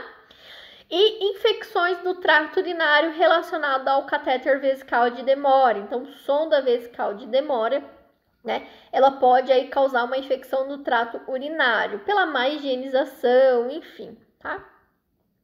Vou falar brevemente de cada um deles. Pneumonia associada à ventilação. A pneumonia associada à ventilação mecânica é a principal infecção em pacientes sobre assistência ventilatória mecânica. É também responsável pelo prolongamento no tempo de permanência na prótese ventilatória, na unidade de terapia intensiva e hospitalar, o que está associado ao importante incremento dos custos hospitalares. Então, quando esse paciente tem pneumonia associada à ventilação mecânica, muitas vezes o paciente tem que voltar para o tubo, porque ele não tem suporte ventilatório respiratório adequado. Aí prevalece mais dias de internação, tem custos para o hospital e, claro, é um evento adverso ao nosso paciente, tá? Os principais mecanismos associados à gênese da pneumonia associada à ventilação são as microaspirações de secreções colonizadas com bactérias da orofaringe e do conteúdo gastro por meio do cuff do tubo orotraqueal. Então, lembra que eu expliquei para vocês, né? Que tem aquele biofilme, né? Quando não se faz higienização adequada, uma aspiração ali de vias superiores, os mínimos esforços, o microaspiração que o paciente tem de... Aí aquele conteúdo todo pode ir para a cavidade pulmonar e causar uma pneumonia associada à ventilação mecânica. Seguida da contaminação direta pelo condensado formado no circuito do ventilador inalatório de aerosóis infectados, a pneumonia associada à ventilação mecânica é definida como uma infecção pulmonar que surge 48 a 72 horas após a intubação endotraqueal ou até 48 horas após a interrupção da ventilação mecânica. Pneumonia associada à ventilação mecânica, ela pode ocorrer após a intubação ou até mesmo 48 horas após a extubação desse paciente. O diagnóstico. O primeiro passo para o diagnóstico da PAV é a suspeita clínica, com evidência de pneumonia recente mediante infiltrado na radiografia de tórax, juntamente com um dos dois critérios, leucocitose, secreção traqueal purulenta, febre ou hipotermia. Então, é nitidamente observado lá no raio-x de tórax o comprometimento pulmonar, além de estar associado às vezes com secreção de traqueia, né? Tá muito purulento, febre, são sinais aí de pneumonia. Prevenção da PAV, né? Os cuidados de enfermagem. elevação da cabeceira a 45 graus, lavagem adequada das mãos, asepsia oral dos pacientes com clorexidina e aspiração quando necessário. O tratamento. Para o tratamento de pneumonia associada à ventilação mecânica, o esquema de antibiótico deve ser agressivo, devido à gravidade do caso. Geralmente, faz-se uso de uma associação de antibiótico, principalmente em caso de ventilação mecânica prolongada. Agora nós vamos falar sobre infecção de corrente sanguínea. As infecções de sangue podem ocorrer em pacientes de todas as idades, mas são particularmente graves em bebês, idosos e naqueles cujo sistema imunológico estejam enfraquecidos. Se não forem tratadas rapidamente, tais infecções na corrente sanguínea podem levar a complicações graves, como choque séptico e morte. Infecção relacionada ao catéter é a infecção que ocorre no sítio de inserção de catéter, sem repercussões sistêmicas. Os micro-organismos atingem o acesso vascular de diferentes maneiras. Durante a inserção através da colonização da pele, contaminação das conexões, soluções contaminadas, usada para manter permeável o catéter para utilização de transdutores contaminados. Então, essa infecção da corrente sanguínea, ela pode ser causada no momento da punção desse catéter central, na manutenção desse catéter central, no momento de aclopar lá, né, de inserir algum dispositivo contaminado nesse catéter central. Tudo isso pode aí estar levando patógenos para a corrente sanguínea, tá? Medidas de prevenção. As medidas de prevenção de infecção da corrente sanguínea são divididas em dois momentos: durante a inserção do dispositivo e durante o cuidado com o dispositivo. Medidas de prevenção durante a inserção do dispositivo: higienização adequada das mãos, preocupação máxima da barreira durante a inserção do acesso vascular central, antisepsia com clorexidina antes da implantação do acesso vascular central, seleção do sítio de inserção, acesso asséptico do lúmen, que é a entrada lá do acesso, tá? Cuidado com o sítio e ou catéter, revisão diária de acesso vascular central e indicação de permanência. Então, sempre tem que observar se não tem hiperemia naquele catéter central, né? Porque quando se tá com hiperemia, seja no central ou até mesmo periférico, é sinal de infecção, tá? Agora falando aí sobre infecção do trato urinário. A infecção urinária é uma infecção muito frequente em pacientes internados em hospitais. A sonda vesical ou cateterismo vesical é um tubo flexível que se coloca pela uretra para drenar a urina desde a bexiga. Fatores que contribuem para o risco de infecção urinária associada à sonda vesical.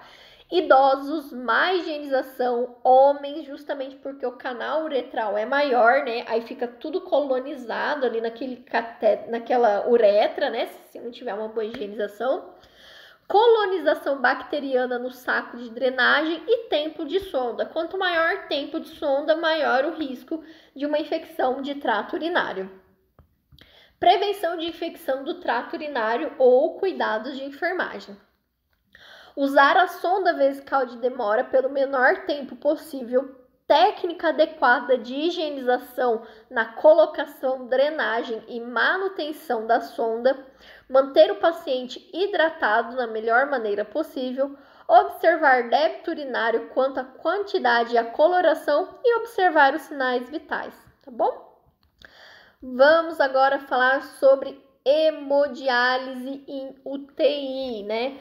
Pacientes com grande comprometimento renal, eles precisam realizar hemodiálise e muitas vezes esse paciente está internado, né, no setor aí de UTI, tá? A hemodiálise é um procedimento através do qual uma máquina limpa e filtra o sangue, ou seja, Faz parte do trabalho que o rim doente não pode fazer. O procedimento libera o corpo dos resíduos prejudiciais à saúde, como o excesso de sal e de líquidos. Também controla a pressão arterial e ajuda o corpo a manter o equilíbrio de substâncias como sódio, potássio, ureia e creatinina. Então, os pacientes que fazem hemodiálise, normalmente eles têm uma fístula, né? Que é puncionada aquela fístula. E aí, essa punção vai retirar o sangue, passar pela máquina de hemodiálise, né? Existe um filtro dialisador, né, que a gente chama dentro da máquina, e esse filtro dialisador, ele vai retirar as substâncias tóxicas, né, líquidos, né, excessivos aí do sangue e retornar o sangue purificado, digamos assim, para o paciente, tá? Então, retira o sangue, né? A máquina faz, o dialisador retira todas as toxinas e manda de volta para o paciente, tá? Na hemodiálise, a máquina recebe o sangue do paciente por um acesso vascular que pode ser um catéter ou uma fístula arteriovenosa e depois é impulsionado por uma bomba até o filtro de diálise, que também é chamado de dialisador. No dialisador, o sangue é exposto à solução de diálise através de uma membrana semipermeável, que retira o líquido e as toxinas em excesso e devolve o sangue limpo para o paciente pelo acesso muscular. A hemodiálise na UTI é indicada para indivíduos que apresentam estados graves de descompensação hidroeletrolítica e edema pulmonar, através de estágios avançados de uremia que são tratados imediatamente, que não tratados imediatamente podem levar à morte. É de extrema importância a atuação da enfermagem na supervisão e desenvolvimento dessa prática, na monitorização do paciente, que é o estado geral, os valores hemodinâmicos, e na detecção e prevenção de possíveis complicações, além do monitoramento do equipamento de hemodiálise e treinamento. É claro que a equipe que manuseia essa máquina, eles recebem um treinamento específico, né? E existem equipes próprias para manusear essa máquina em pacientes aí que fazem hemodiálise. Alguns serviços, né, eles são terceirizados, então se um hospital, seja SUS, privado, não tem suporte para realizar a hemodiálise, eles contratam uma empresa terceirizada, a empresa vai até o local, é claro que precisa de uma estrutura física mínima, né? Leva o aparelho e o profissional dessa empresa terceirizada, o profissional de saúde, fica o tempo todo acompanhando ali beira-leito essa sessão de hemodiálise, tá? O técnico de enfermagem é responsável pela execução da prescrição médica e de enfermagem, com vistas a oferecer assistência ao paciente renal em hemodiálise, proporcionando um tratamento individualizado, seguro e eficiente. O técnico deve proporcionar, através da sua assistência, higiene, conforto na instalação, monitorização e retirada do paciente da máquina onde realiza tratamento hemodiálico, visando uma assistência humanizada, atendendo ao paciente de modo integral. Lembrando que técnicos de enfermagem, né, são habilitados a manusear essa máquina, não são qualquer profissional da saúde. Precisa se passar por um treinamento, uma capacitação para o manuseio dessa máquina, tá? Para o manuseio da máquina de hemodiálise é necessário que o profissional seja capacitado para tal, que eu acabei de falar, né? Cuidados de enfermagem na hemodiálise, manutenção do equilíbrio hidroeletrolítico, ingestão nutricional adequada, preservação do acesso vascular, redução de fadiga, diminuição de déficit de conhecimento sobre a doença e fornecimento de apoio emocional. Cuidados de enfermagem na hemodiálise. Então, antes da sessão, verificar os sinais vitais e o peso do paciente, esvaziar a bexiga e medir a diurese, verificar quais os medicamentos o paciente está fazendo uso e administrar a medicação prescrita. após a sessão. Fazer curativo compressivo na região da fístula, porque pode sangrar na hora que tira o catéter, tá? Pesar o paciente, verificar os sinais vitais, administrar prescrição prescrita, orientar o paciente a não pegar peso com o braço da incisão, não aferir a PA ou administrar medicamento nesse membro, valorizar as queixas do paciente e limpar e desinfectar o aparelho dialisador. Isso quando os pacientes estão num serviço de hemodiálise, tá bom? Agora nós iremos falar aí brevemente sobre captação e transplante de órgãos, né? Então, vamos iniciar aí falando o que é doação de órgãos, o que é morte encefálica, como ela é detectada, quais os órgãos possíveis de doação aí para uma morte cardíaca, né, e para uma morte encefálica, quais os órgãos que podem ser doados, e é claro como que funciona o transplante de órgão, né? Quando se tem um possível doador, e aí a família, né, esse doador só será doador se a família autorizar. Então, por isso que existem várias campanhas aí dizendo para você comunicar a sua família se você é um doador, o seu desejo de ser um doador. Porque depois que o paciente vai a óbito, a família é a única que tem o respaldo para dizer se o paciente será doador ou não, tá bom? Então, o que é doação de órgãos? O transplante de órgão é um procedimento cirúrgico que consiste na reposição de um órgão, coração, fígado, pâncreas, pulmão, rim ou tecido, né, que são as medulas ósseas, as córneas, de uma pessoa doente para outro órgão ou tecido normal de um doador, vivo ou morto. O que é morte encefálica? A morte encefálica é a perda completa e irreversível das funções encefálicas, definidas pela cessação das funções corticais e do tronco cerebral. Portanto, é a morte de uma pessoa. Normalmente, essas mortes encefálicas, né? O paciente está aí sobre ventilação mecânica, algumas drogas para manutenção das funções vitais, né? Mas se caso ele não tem reversão, não tem atividade cerebral, então se esse paciente não tivesse em ventilação mecânica, ele não teria funções de batimentos cardíacos, pulmonar, né? Enfim. Após a parada cardiorrespiratória, pode ser realizada a doação de órgãos, de córnea, pele, músculo esquelético, por exemplo. A Lei 9434 estabelece que doação de órgão pós-morte só pode ser feita quando for constatada a morte encefálica. A doação só poderá ser realizada no caso de paciente em morte encefálica se houver autorização de um familiar, como previsto em lei. Se os familiares não autorizarem, a doação não poderá ser realizada. Como é feito o diagnóstico de morte encefálica?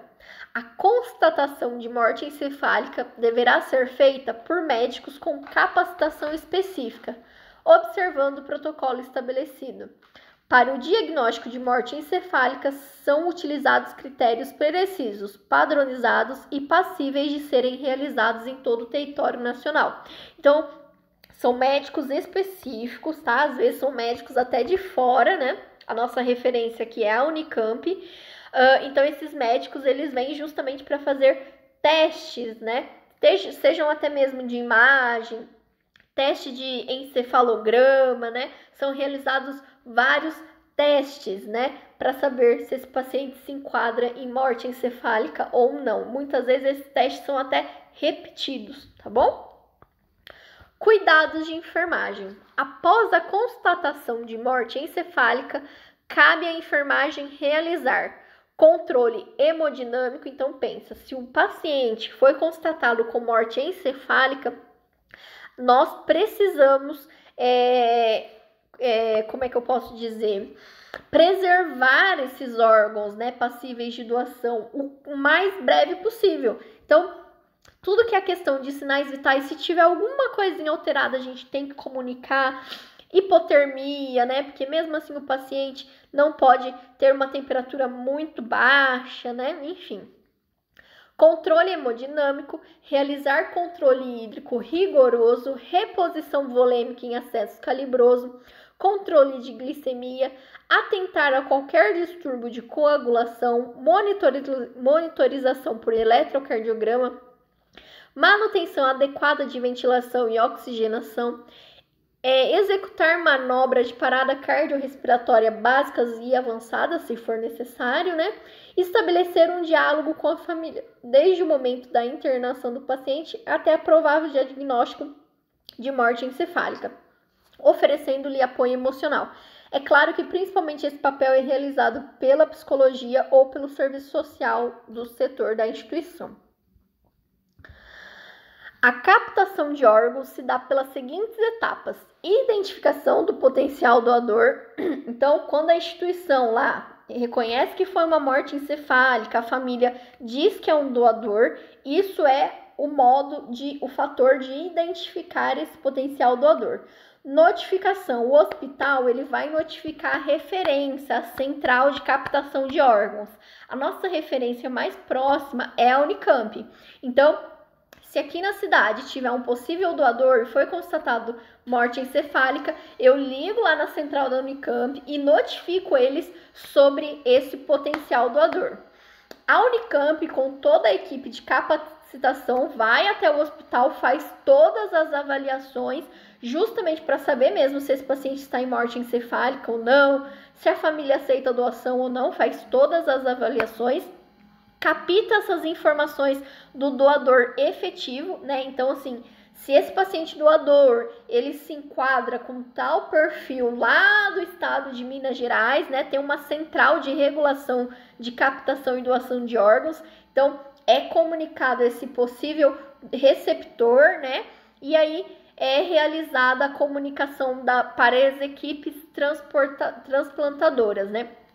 Quando se tem um paciente que é doador de órgão na instituição, vem equipes, gente, de tudo quanto é lugar que vocês imaginar, né? Cada equipe, um vem para retirada do coração, o outro para córnea, o outro para rim, né? Vem várias equipes para esse hospital, realizam a retirada desses órgãos e cada equipe corre para sua cidade de origem ou a cidade em que tiver esse receptor, já justamente para fazer esse transplante em tempo hábil, tá? E aí, para o final, tem a liberação do corpo, é claro, com toda a dignidade, né? Lá no centro cirúrgico é reestruturado ali todo o corpo do paciente para liberar para um funeral da família, tá? Cabe ressaltar que nenhum dos médicos responsável pelo diagnóstico de morte encefálica pode fazer parte de equipe transplantadora. Quero ser um doador, o que fazer? Para ser um doador, basta conversar com sua família sobre o seu desejo de ser doador e deixar claro para eles, seus familiares devem autorizar a doação de órgãos. Eu volto a dizer, né? Sem autorização da família, mesmo que eu seja doadora, eu quero ser doadora, mas se eu não comunicar esse meu desejo e no momento do meu óbito, a minha família não dizer, olha, ela é doadora, né? Não é autorizado retirar nenhum órgão, tá bom? Quais são os tipos de doadores, né? Existem os doadores vivos, né? E os doadores falecidos, né? Então, vamos ver o que cada um pode doar aí, tá?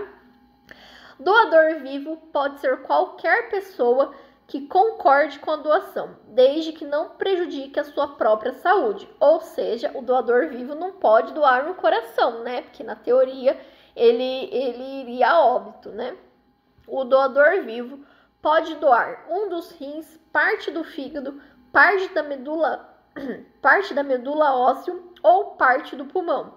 Pela lei, parentes até o 4º grau e cônjuges podem ser doadores, não parentes só com autorização judicial.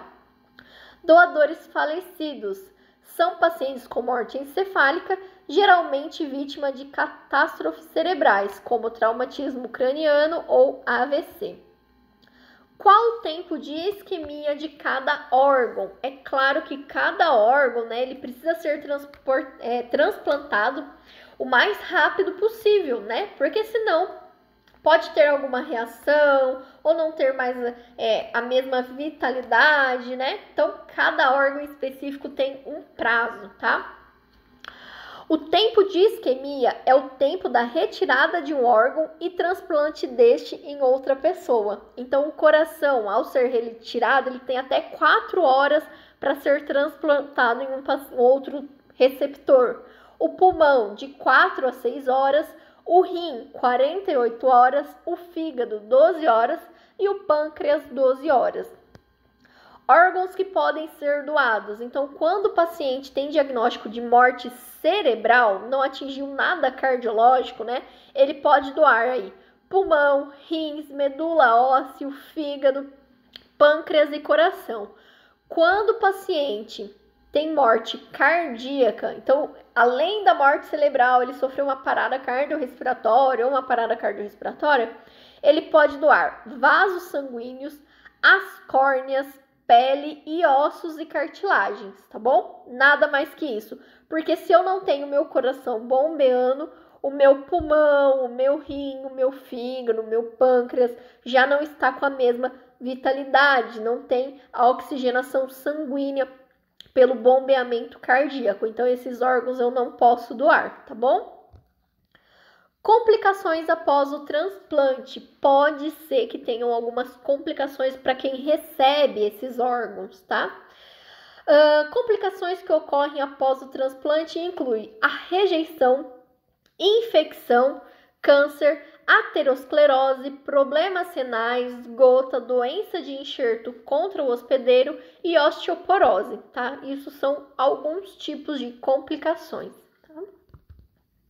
E só para finalizar a nossa aula aí de hoje, eu gostaria de fechar aí com chave de ouro a questão de humanização em UTI, né? É claro que a maioria dos pacientes vão estar em intubação orotraqueal, mas alguns pacientes não, né? Eles estão lá internados, consciente, orientado, né? São pacientes graves, né? Com alto risco aí de vida, que estão internados na UTI, mas têm consciência de tudo que está acontecendo. Até mesmo pacientes que estão intubados, né, já tem estudos aí comprovando que o paciente tem um mínimo de consciência. Então, ele ouve, ele sente um tocar no profissional, né? Então, nós, quanto profissionais de saúde, principalmente da enfermagem, nós precisamos ter empatia por esse paciente, nos colocar no lugar dele, né? Tratá-lo com dignidade, tá? Então, só para fechar essa aula aí, eu gostaria de entrar aí com esse tema brevemente de questão de humanização na UTI, tá bom? A humanização do atendimento hospitalar requer mudanças de valores, comportamentos, conceitos e práticas, exigindo do atendente um reposicionamento no que se refere ao atendimento aos usuários. Nas UTIs, unidade de terapia intensiva, setores tão importantes dos hospitais, este tema toma enorme relevância, visto que os pacientes que se encontram em maior situação de fragilidade, uma vez que ali estão por se acreditar de sua saúde, careça de maiores cuidados.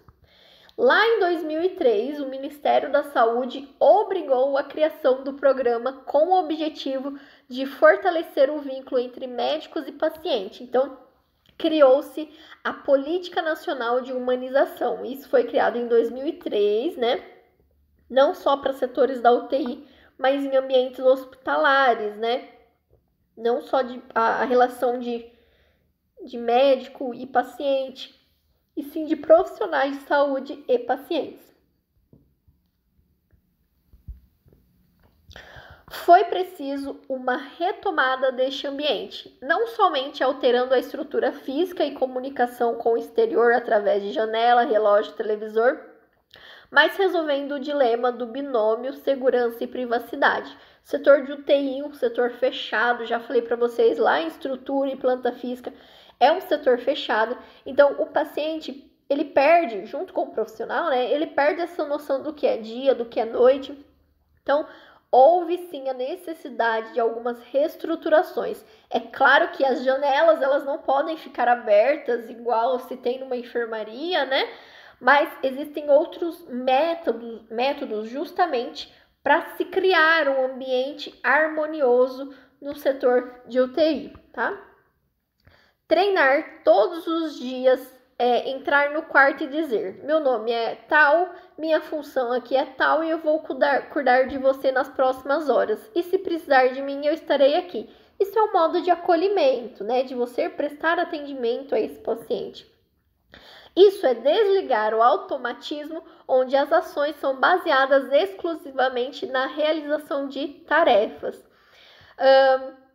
Se coloquem no lugar do paciente, pessoal, porque assim, eu acho cúmulo ir num supermercado, né, e no momento de passar com o caixa, né, a pessoa não me dá um bom dia, né, não me questionar alguma coisa, ela só vai passando o produto como se eu nem estivesse ali e no final me fala o valor, né? Então, isso é automatismo, né? É como se a pessoa não estivesse ali, né? Então, na enfermagem, a gente precisa ter esse contato humano, né? Ser empático, acolhedor com esse paciente, justamente porque ele está passando num momento muito difícil, tá? Humanizar é preciso atitude, desenvolver vínculos solidários, uma postura, um sentimento. É compreender os medos, as incertezas e angústias. É ainda valorizar todos os elementos implicados na assistência ou, em uma última análise, é desenvolver o respeito efetivo ao outro. É necessário lembrar aos profissionais de saúde que essas unidades serão moradas temporárias ou finais para quase todos nós. Então, olha que bacana essa imagem que eu deixei aqui para vocês, ó. É um setor de UTI e que no teto, né, eles colocaram aí uma imagem de uma janela, né, uma visão de calmaria, né, justamente porque os pacientes deitados, eles conseguem ver apenas o teto, né. Então, isso é um jeito de humanização no ambiente de UTI, tá? A humanização é a valorização dos usuários, trabalhadores e gestores no processo da produção de saúde. Valorizar os sujeitos é oportunizar uma melhoria, uma maior autonomia, a aplicação da sua capacidade de transformar a realidade em que vive através da responsabilidade compartilhada, da criação de vínculos solidários, da participação coletiva nos processos de gestão e de produção de saúde. Para se efetivar a humanização, é fundamental que os sujeitos participantes do processo em saúde se reconheçam como protagonistas e corresponsáveis de sua prática, buscando garantir a universalidade de acesso, a integralidade no cuidado e a equidade das formas de saúde.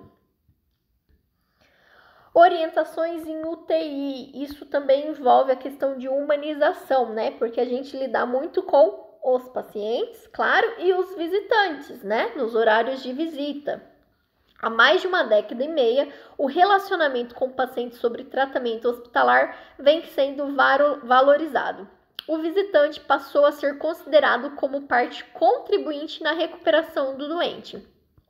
No entanto, sendo um hospital lugar insalubre pelas atividades exercidas e pela clientela, há necessidade de informações claras para a proteção de ambos, pacientes e visitantes, quanto a possíveis contaminações. Então, lá na UTI a gente pode ver que existem folders, cartazes, impressos espalhados, principalmente na entrada, né?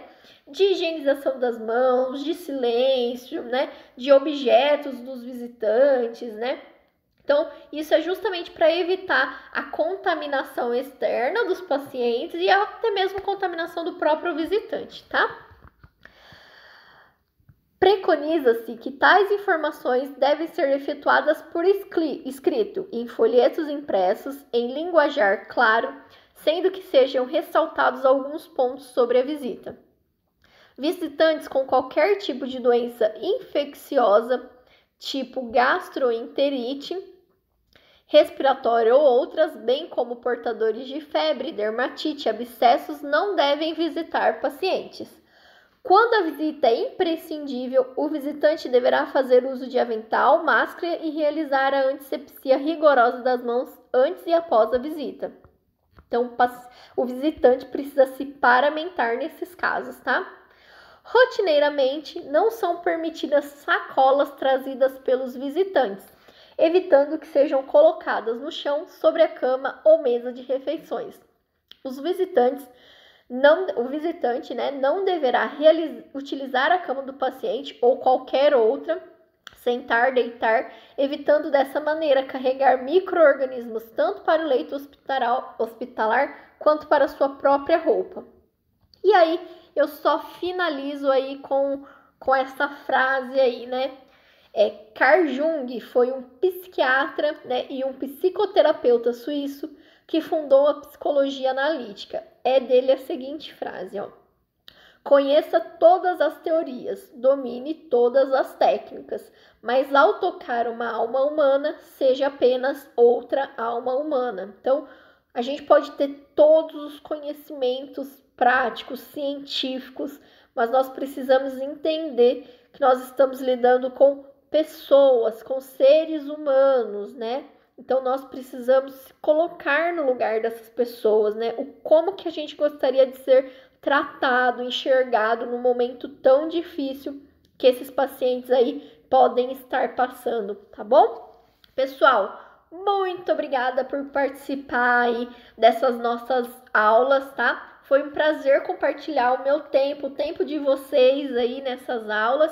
Espero que em outubro nós possamos aí ter mais aulas juntos, tá? E vocês se cuidem nessa pandemia, tudo bem? Qualquer dúvida pode me deixar a perguntinha aí no portal ou via e-mail e a gente vai se falando, tá? Beijo para vocês, fiquem com Deus e até mais.